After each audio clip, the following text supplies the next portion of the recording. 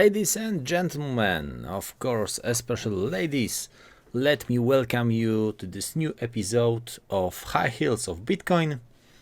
And my esteemed guest is Litecoin Lisa. She is very well known in Litecoin community, so we will talk about Litecoin, about cryptocurrencies, about many different topics. I hope you will enjoy our interview, and let's move on to this interview, and of course I will let Lisa introduce herself. So thumbs up and let's go. Hi everybody, it's Litecoin Lisa here with my friend Mike from High Heels and Bitcoin, and I'm honored to be on the show and share a little bit about my story. All right, very cool. So I have a couple of questions for you, and first question is, how did your adventure start? When did it start? So how did you learn? Maybe it was Bitcoin, maybe it was blockchain. Can you tell me more about it? Sure, it was actually Litecoin. In 2017, my mom, who is 70 plus years old, decided to gift my husband and I. I had just gotten remarried, and she gave us a gift of Litecoin, and so we started learning about it. She's been in this space, I think, since 2014, as originally a gold silver bug, and then she followed Big Square, and he was following Cliff High and sharing that information, and they all got into crypto, and my mom went big into Litecoin specifically, but definitely Bitcoin as well. And so she shared that gift with us in 2017, and we started learning about it. And when it got up so high, the end of 2017, of course, then we really wanted to pay attention and saw this as a great opportunity for our future. And then I also started learning about the corruption of our own existing currency and banking system. And so we had a few issues and challenges with that when we went to try to make our very first personal purchase with crypto. It was stopped by our bank, and they lied to us about it.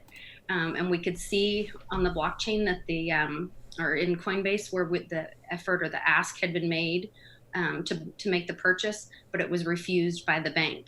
And that's when we learned the difference between private banks and investment banks. And so we were at a bank that was an investment bank.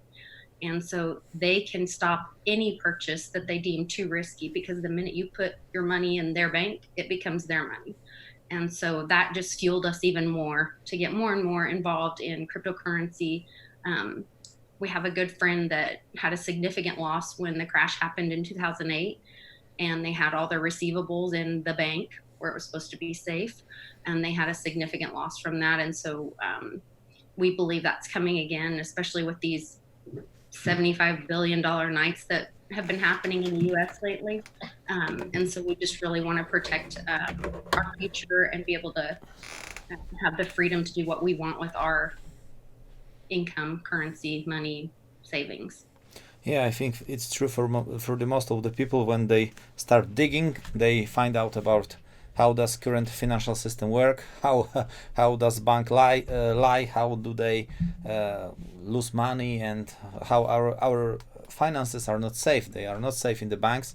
It's something like, if you want to retrieve all the money from the bank, with all people, or maybe not all, even 30% of the customers who would like to retrieve or withdraw their money, bank doesn't have that money. Yeah. So you know. In fact, we recently had some money come in through the banking system, and we didn't want to keep it in there, so I went to go take it out, and it was a significant amount. And they told me, they're like, we don't have that kind of money in the bank. And so I had to go to 3 different branches the next day. They had to order it and have it delivered to 3 different branches for me to be able to take that dirty fiat out of the bank. And that's just really telling to me. I mean, it's kind of like, which I love, Trace Mayer has the hold your keys, not your coins, not your keys, not your coins on January 2nd, that I think we should all participate in, because I think it keeps the exchanges honest. And I think that if there was a run on the bank, they would be in a lot of trouble, because they don't have that what they tell you is on that digital ledger is not really there. So Yes, of course. I think it happened 2 times in Europe. One was in Greece, and the other one was in I don't know how to call it in English, Cyprus, or the small island in Europe. People went crazy. They wanted to withdraw all the money, and financial system collapsed. So it's true in Poland. This the same thing. If you want to withdraw like $15,000. You have to wait 24 or 48 hours. So they will prepare unless you are some kind of gold or premium clients, and then you can withdraw more. But if you want to withdraw like, I don't know, $25,000, you have to wait 48 hours so they will prepare, just like you've said. But so they can prepare and send you to different locations. So yes, of course. Really but you have mentioned one, your mother. It is the first time when I hear from someone who is not teenager, or maybe in the early. Of course, every woman is 18 years old, but. I'm 23 actually. No. Yeah. Okay. But you look like 18. Well, thank you. All right. So yeah, my story is a little bit different, just because it recently I was able to help out with helping with something with the Litecoin Foundation for the upcoming summit that's going to be in Vegas, October 8th and 29th. And we needed an interpreter. There's someone that we care very deeply about that is deaf, and we wanted to make sure that he could experience the summit completely with the rest of us. And so we were able to get the community to come together and provide an interpreter. And so because of that, Charlie Lee found out that I was part of helping with that, and he reached out to me personally and followed me on Twitter, which is a big deal if you're a Litecoin person.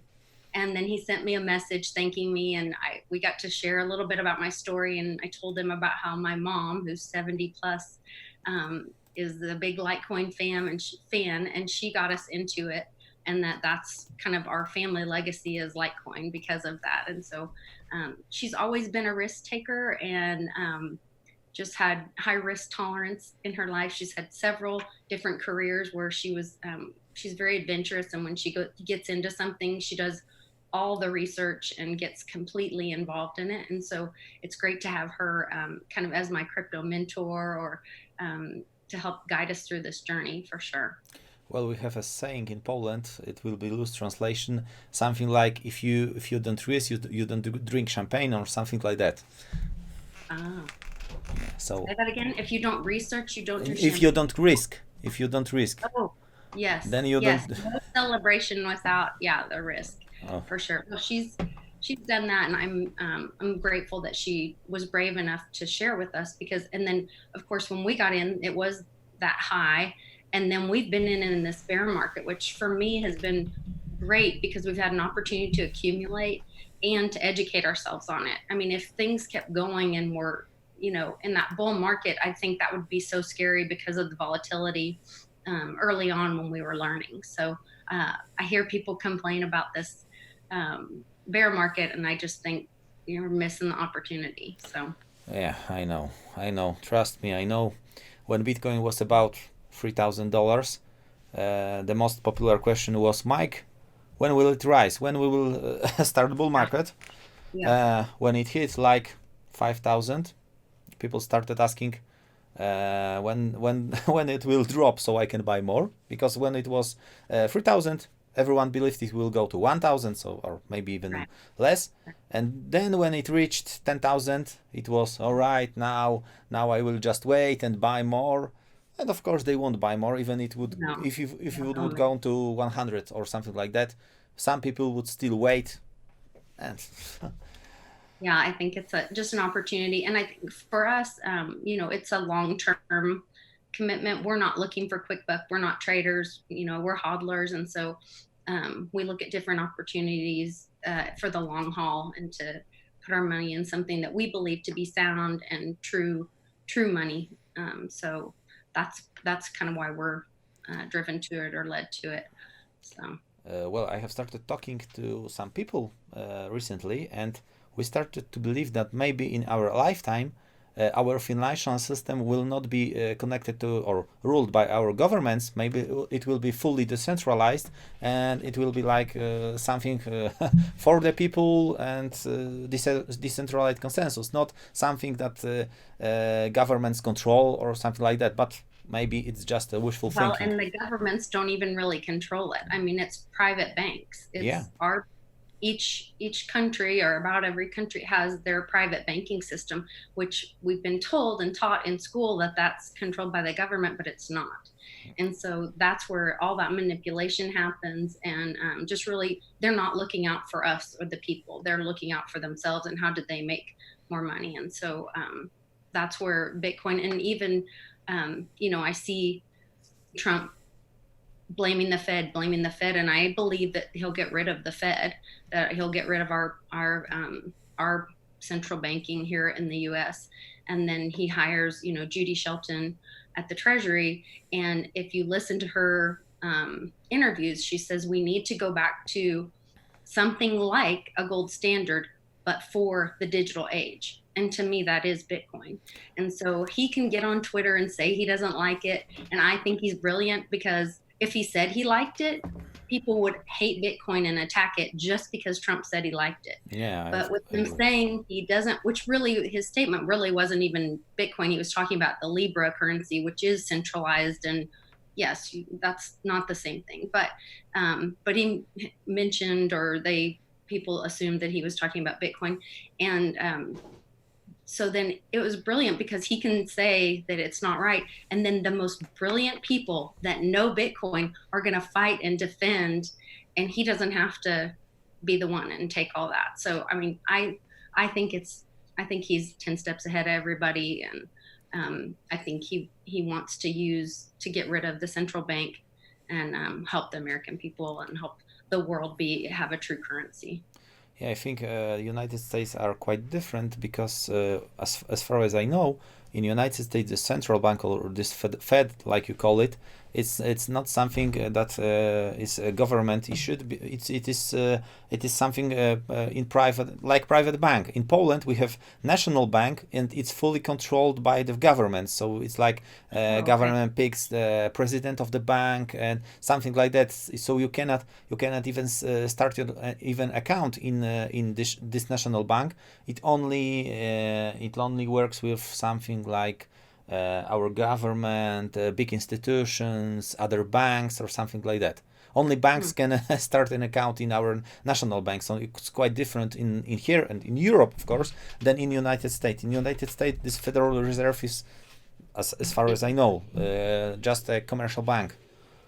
Yeah, absolutely. All right, let's forget about the banks for a moment. And they get enough airtime on TV. We don't have to talk. Yeah, of course. And I was going to ask you why Litecoin Lisa? Is this because your Litecoin is your favorite, or maybe?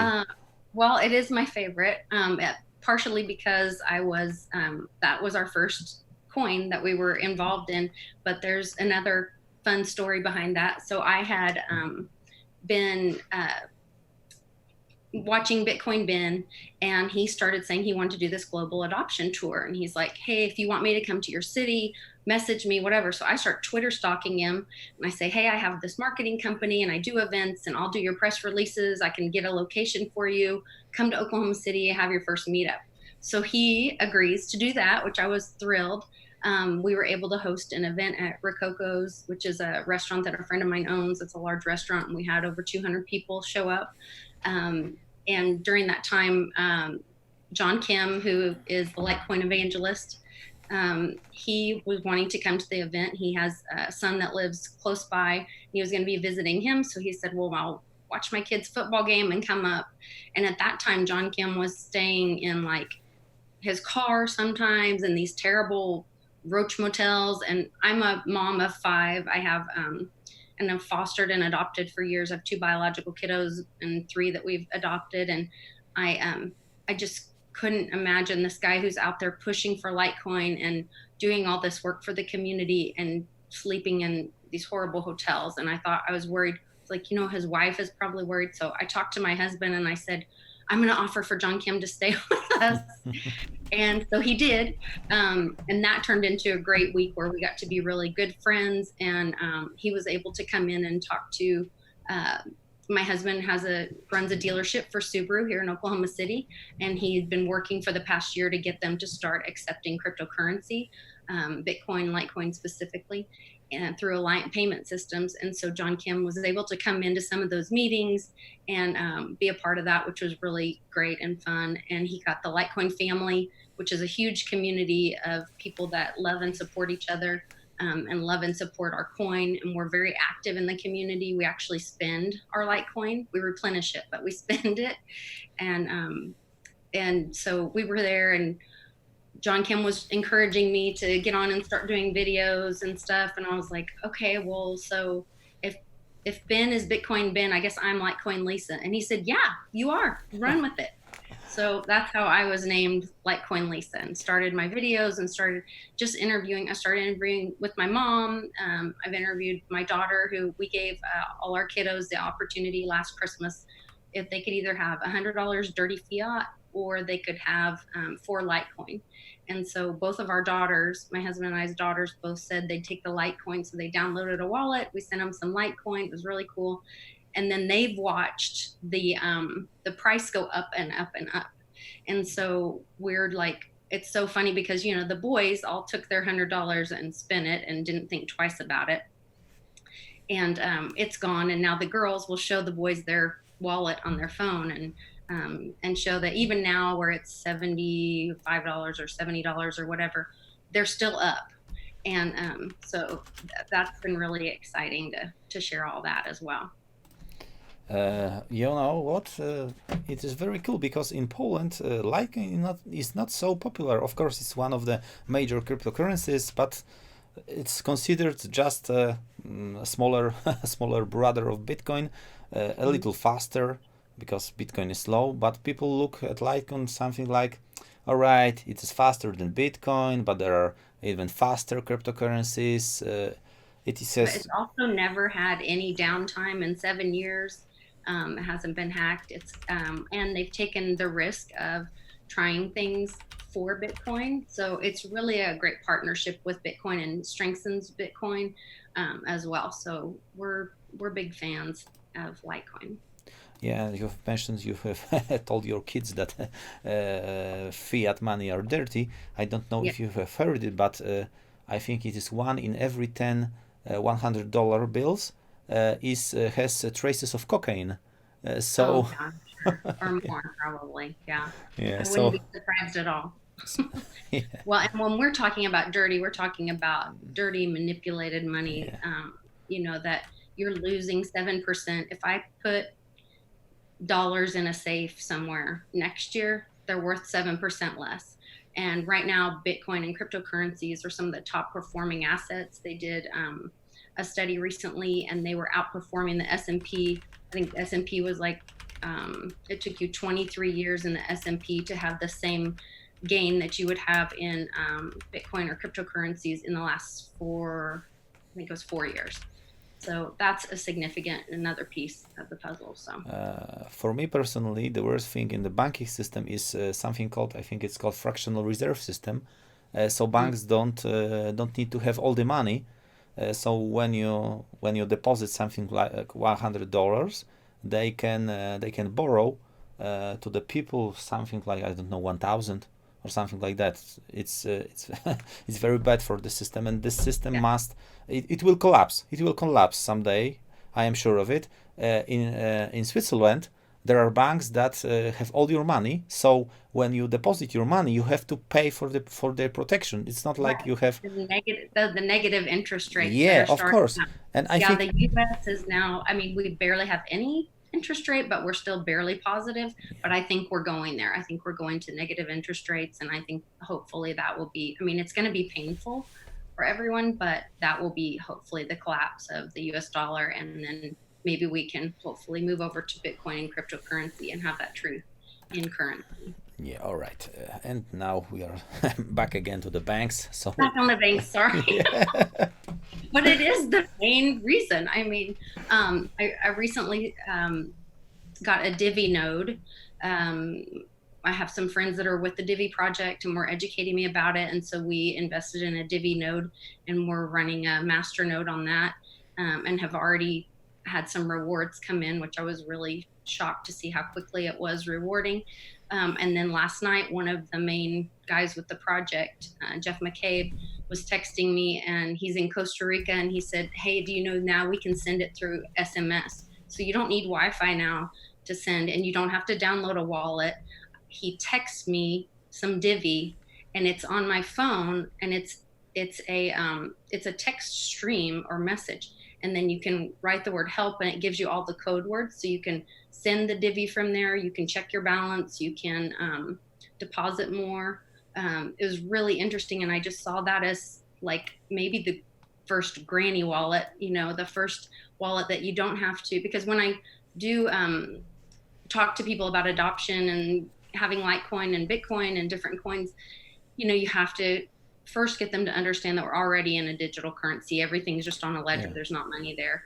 But then the technical side of it, even though they have it simplified very much with go to the app store, download an app, but you have to go through and write those 12 words. And that's where sometimes I lose people. Yeah. They're like, no, I don't want to have to write that down and then be responsible for it and whatever. And with it coming through on a text stream on your phone, I mean, I just think that's a game changer. So I think there's a lot of advances. We're still in this so early that it's just gonna, once we get those kind of things figured out, I think, and then one currency learns something and the other ones adopt, and we all move up together. So yeah, how is this project called? Divi?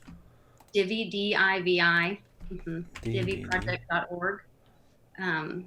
And I'm just learning about it, so I'm not necessarily endorsing it to anyone at this point, but it's pretty exciting just watching how easy it is to use, especially once the SMS, and they're getting ready to launch an app. Right now it's a desktop app on your phone, but then they already have the capability of sending via SMS or text message. And so then the app is coming soon, and there's some other things that I think I'm not supposed to talk about yet, that there's Right, no problem. other parts that they're telling me. Yeah, so you've mentioned they have masternode system, yes? Yes, yeah. Well, to And be honest, you can do staking. I'm still learning about all that stuff. I'm really not technical. So, but with me not being technical, I'm able to figure it out and get it running. And it's been really interesting. all right, I have to tell you that every masternode coin I have invested in collapsed.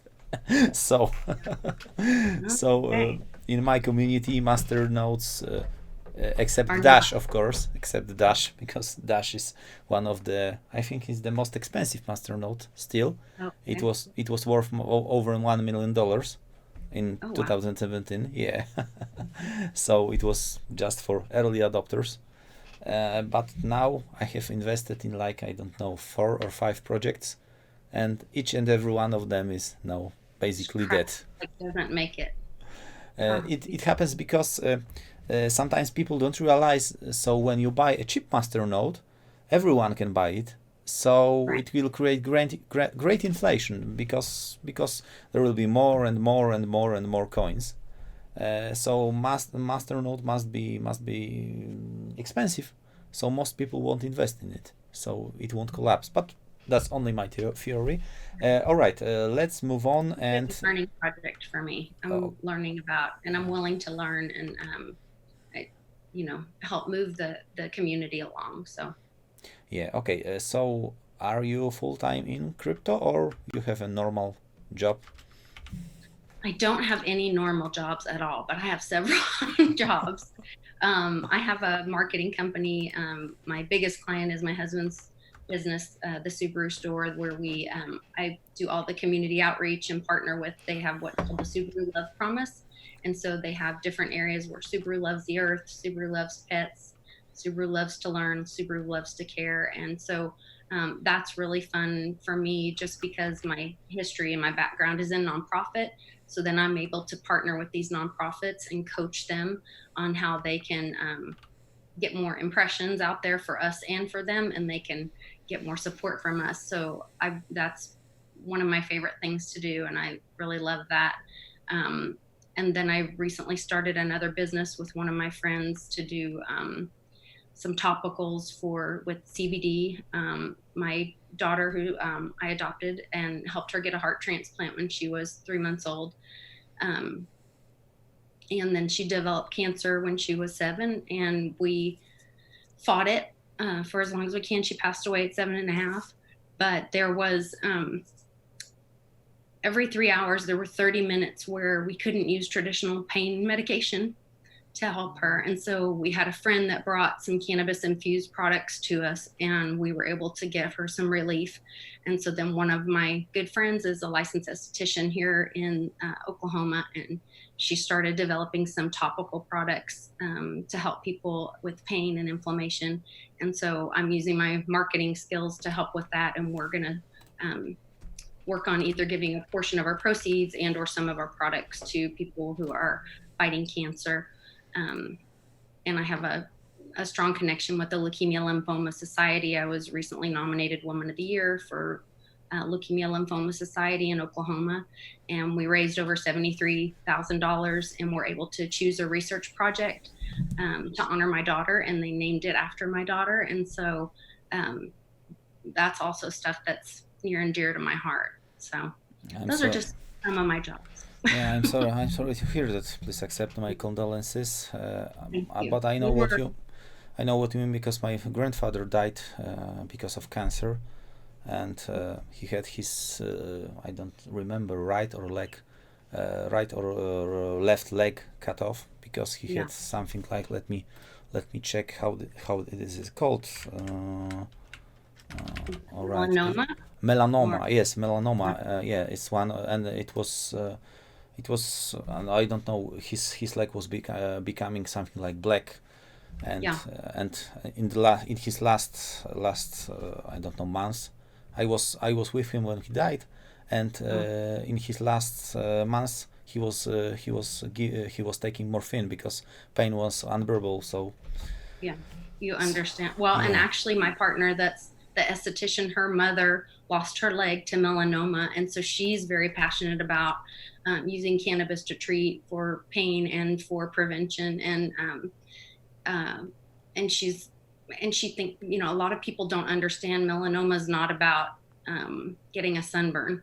Like it's a serious form of cancer that can you can lose limbs in your life. And so I'm sorry to hear about your grandfather, but I know you understand how important it is to educate people and to be able to help them. Yes, I think the cancer is maybe mostly in genetics, because some people don't have cancer. You can smoke all your life and you will be fine, and then someone will never smoke and get lung cancer. So I think it's genetics mostly. They really do not know enough about it, for sure. Yeah, that's true. But it was my grandfather died, like, I think it was over 20 years ago. It was in 90s, so it's long.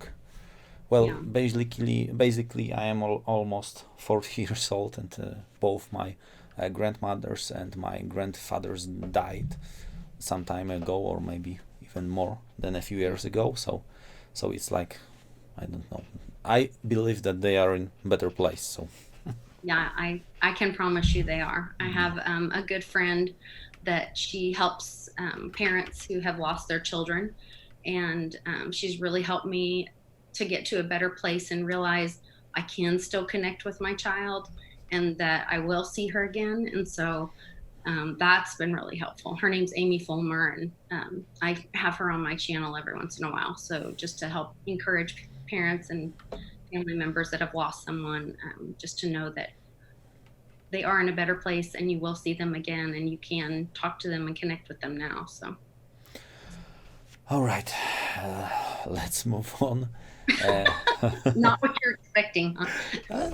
But it's cool. It's I think this interview the series is for everyone to express himself or herself in this case. So, but I have to mention that I have because High Heels of Bitcoin is especially for every woman in cryptocurrency and blockchain and fintech. But I also have a men's response, because there will be a new series called Cryptosterone. It's like a little play of words, like crypto and testosterone. So it's Cryptosterone, and it will be men only. So Well, great. Yeah.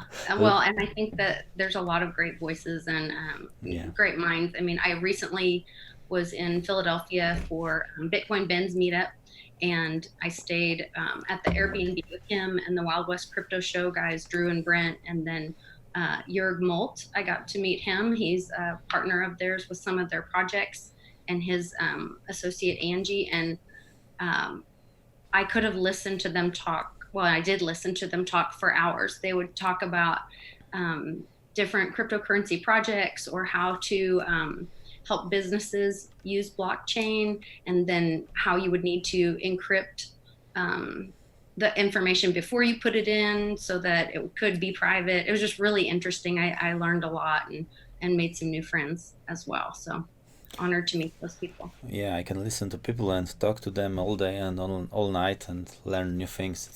It's great in Yeah. this blockchain crypto world. But I wanted to ask you about conferences, meetings, and stuff like that. Do you participate? Do you like some of them or maybe all of them? So, yeah, I definitely go to a lot of Bitcoin Ben's meetups. That's just kind of my crew and my core. And I have my very first conference was this one that we just went to in Philadelphia, Coinvention, and that was really cool. Nick Spanos was there, and he got hot and heated about all of cryptocurrency and banking and all that. And then Jeremy, what was his name? I should know this. Anyway, another guy that was really intelligent was up there speaking. Of course, Jörg spoke as well and shared his giant brain with everybody. And so I love going and listening to people. And I think some of the best conversations are sometimes outside of the conference, where you're networking with people and learning about how they got in. So I brought one of my good friends is a certified public accountant, and she's looking to get into cryptocurrency and do those kind of things. And so I brought her with me. And, there was a legal team that was interviewed, and then a CPA. And so she got to have these conversations, and she'd come back and she's like, mind blown. Like, this is so different from the typical corporate world. And so we got to have some great information shared, even outside of the conference specifically. Yeah, last weekend I've had my channel community meeting. It was like 10 people in Polish Lake Country. So we were drinking, of course. We were talking. We were traveling. Some bridges. People can check it on my Instagram. So it was great. It was great. It was like battery recharged, and now I can. Yeah, I Uh, think that meetup part really is important, to just because we're behind the computer or on Twitter or whatever, and then you're in the real world, and there's so not so much crypto in our real world. And so to be able to meet those people and connect, it does really recharge you, kind of keep you going for the future. So I'm looking forward to our next upcoming big event is the Litecoin Summit in Vegas.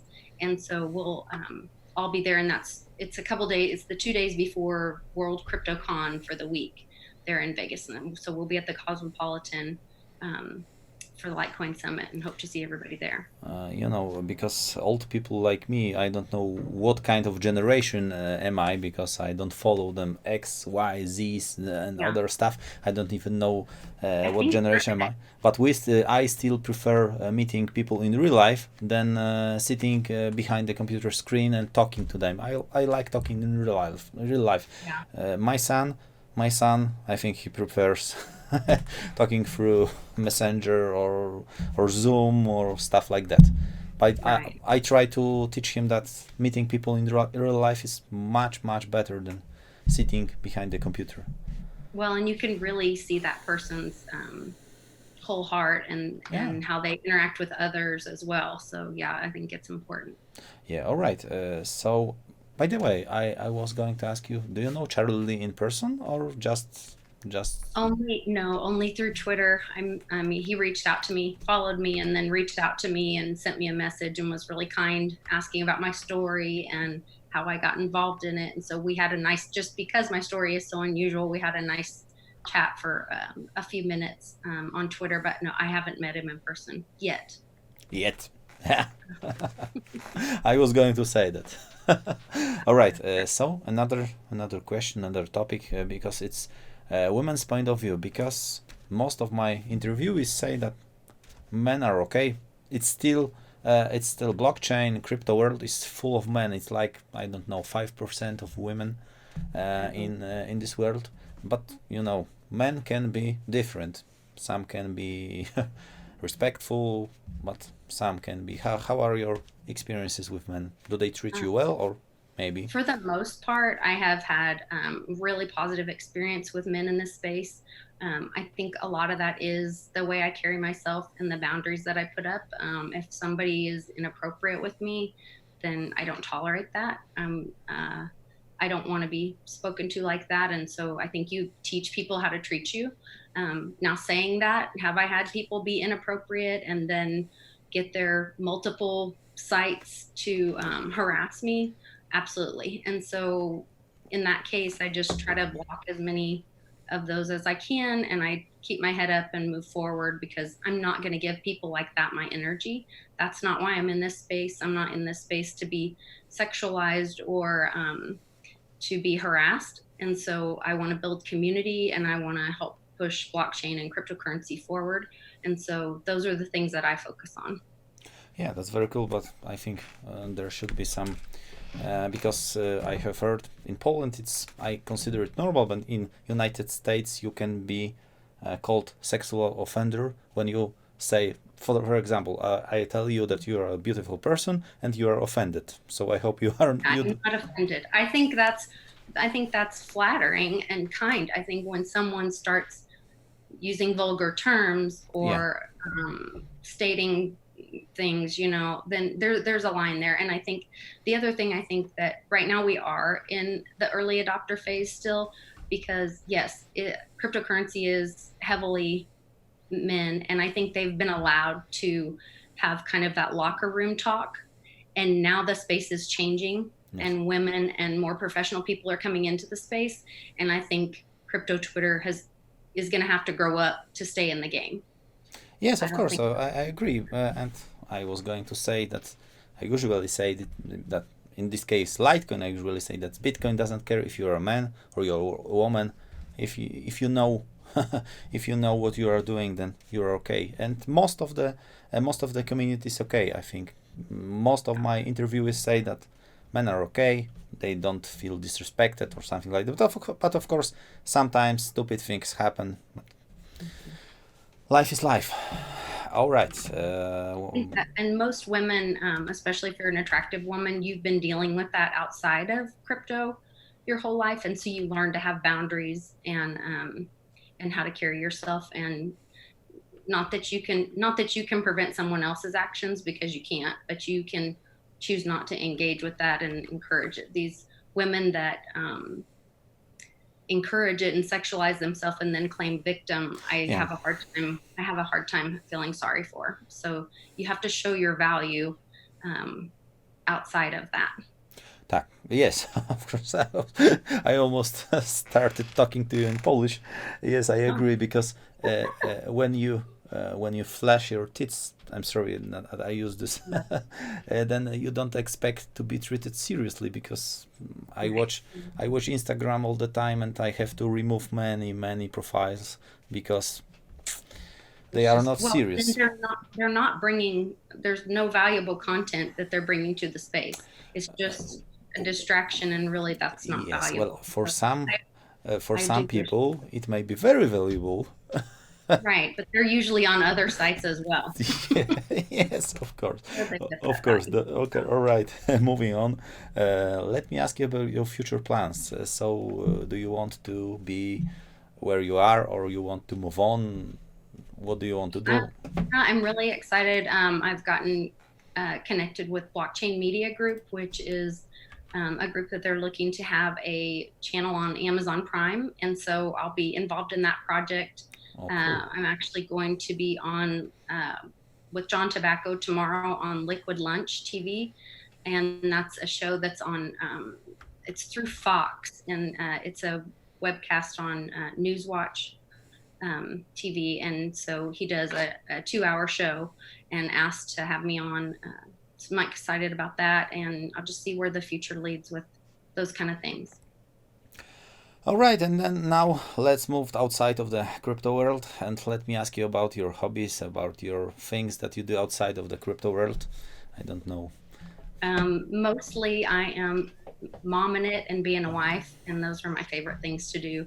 My husband and I are newlyweds, and so we really enjoy spending a lot of time together, and a lot of that includes remodeling our house together and hanging out poolside and just sharing that time together. And then I have 5 kiddos. One passed away, but my oldest is getting ready to get married, and he just got out of theology school, and so we're busy planning some parties for him and his future bride. And then my daughter Carly is adulting and working in the insurance industry, and just bought her first car, and she's a great kid. So just anytime my kids will come home and I can cook for them and love on them, that's probably like my favorite thing. So Yeah, it is great. It is great, and if you are newlyweds, so let I hope yeah, this I time. need lots of time for my husband with the newlywed thing. And then we also have, he has 2 children, and then I have 2 more boys. One's 18 and then one's 8 years old. And so we we love having a busy house and having everybody over and spending time with them. Yeah, that's very cool. Great. All right, that was the last question I have for you. Okay. Wow. One more thing. One more thing. Do you have any recommendations? Maybe I can contact. Maybe you know some women I can contact, because I have. I do. I have. I recently started a private chat for women only in the crypto space, and so I'd be happy to share a link or information where they could contact you. A lot of them are influencers, and really, really smart, amazing women. I mean, look, have you interviewed Lori Ann yet? Yes, of course. That was. I think that was my last interview. I think I did like in Polish I did like 9, and in English I did like Leah Thompson, Loriana, and Yael Tamar from Israel. Have you done Digibyte Laura Taylor? No. So Laura Taylor is an influencer space. There's also a lady named Alts Q that I just have gotten to know through our private chat. And then Crypto Wendy-O, she charts. All right, I need to contact her. So yeah, if you want, I might put your contact information on Twitter. Like, they can contact you on Twitter and say, hey, Mike is looking for his high heels and Bitcoin interviews. If any of you are interested, please send him a private message, and then say I specifically mentioned some of you that might be great for his show. Sure, thanks so much. I think I have contacted Erin Nakamoto and Shannon Grindel or something. Yeah, with a G. Yeah. Yeah, we have, but we will do interview in October. Or okay. Yeah, Great. we'll do it in October. But thanks so much for I'll be happy to for do your that. help, because I want to show. As you know, you have received your own avatar. It looks like so when someone looks at the graphics, he thinks, okay, they will talk about, I don't know, high heels, fashion, or something like that, and then they start watching, and they see that women are very intelligent, and they know what they mean. They know what Bitcoin is. They know what blockchain is. That is my goal. That my goal is to show that it is not only men, it is women, and I think and most of them are experts in their field. So. Well, I appreciate you putting all that strength behind women. I think that will encourage more women to get involved as well, and that's kind of why I did the private chat. Just, hey, this is somewhere where if you know somebody that's new, I put my friend Amber in there so that she could learn from these other women, because they're talking about projects on there. And I mean, we're not talking about lipstick and bras. We're talking about real stuff. And so it's exciting. Yes, but we talk about our kids too, and bras and lipstick as well, because we're women, we're, multifaceted. Of course. In Poland, we have some initiative called the Blockchain Girls, because girls are mostly shy. that's mostly, and not all of them. And there are two girls. They were my interviewees, but of course it's in Polish. I'm in process of adding English subtitles, so people from United States and from entire world will be able to understand what we talk about. And those two girls, they I think their meetings are like once a month or once a, I think it is once a month, and there are a lot of girls. So like 30 girls participate, or I don't know, 40, even 40. Of course, there are some men, like 2 or 3 guys, but it is Sure. women for women. That's great. I think it's great. And I think, we need to be inclusive of everybody because together we're stronger. Yes, of course, of course. All right. Thanks so much I for appreciate you. for talking to So me. you'll just send me an email with the Google link, or you can send it through Twitter once you get it edited and all that. There are I think there are 3 options. I can upload it to YouTube and then share it with you. I can upload it to Google Drive and then share it with you. Okay. Maybe. Try that, because I can't. If you put it on YouTube, like I could watch it, but I can't upload it to my Google. Yeah, of course. Channel. So I wanted to do both, if that's all right. okay No, with you. that's no problem. That's no problem. All right. Thanks so much again. Yes, I appreciate it. All right. Have a great day.